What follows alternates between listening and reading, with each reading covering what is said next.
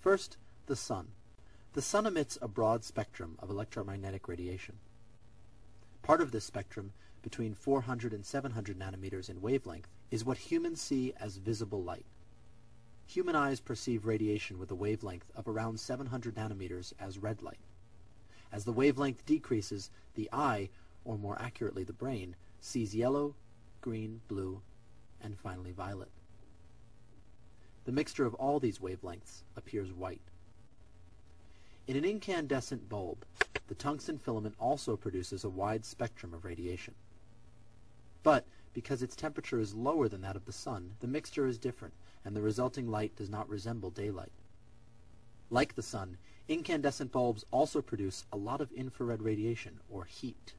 For every watt of electrical power consumed, an incandescent bulb produces only 10 units of perceived brightness, or lumens. Compact fluorescent lamps, or CFLs, work by energizing the electrons in atoms of mercury vapor to produce ultraviolet light, which is much more energetic than any of the visible sort. This excites a phosphor in the lamp, causing it to fluoresce, producing visible light. But the resulting light once again does not resemble daylight. Instead, it has strong peaks in certain parts of the spectrum.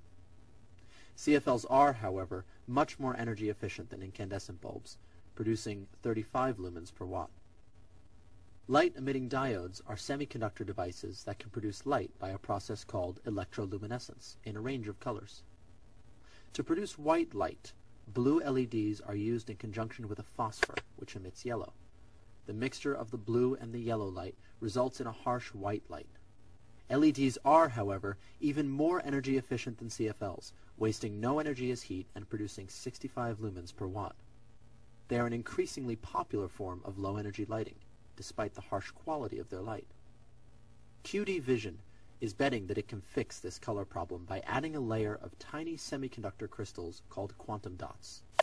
By selecting quantum dots of a precise size, blue light from an LED can be turned into a mixture of colors that more closely resembles the light from an incandescent bulb or from the sun, which is where we began.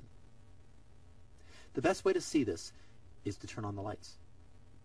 You see, once we're accustomed to the look of an incandescent, the switch to LED might be a greener choice, but it seems unsavory. That's true until a layer of quantum dots make this fruit look worth eating again.